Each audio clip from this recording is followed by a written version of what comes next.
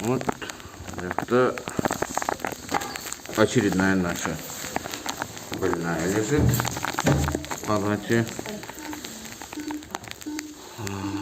Доброе утро.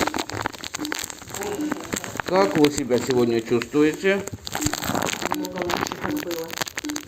Лучше, чем было, да? Конечно. Угу. Сколько дней вы у нас уже находитесь в реанимации? Четвертый день. Четвертый день находитесь. Четвертый день. Как это? С чем вы поступали? На что жаловались? Мне очень плохо было. У меня обморочное состояние было. Одышка, кашель. Одышка, кашель, понос. Очень голова болела. Сейчас я намного себя лучше чувствую. Это страшная болезнь.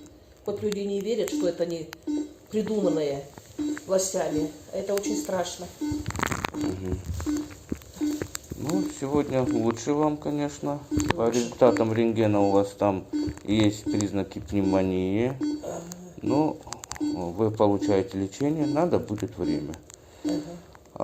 Где вы заразились, как вы думаете?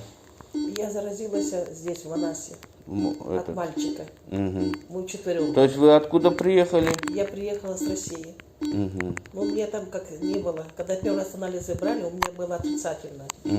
А потом второй раз взяли, ну, как вот появился. Ну, в обсервации вы Да, находились? обсервация. Да, то есть приехали вы из России, это с Оренбургской области? С Оренбурга, город Оренбург.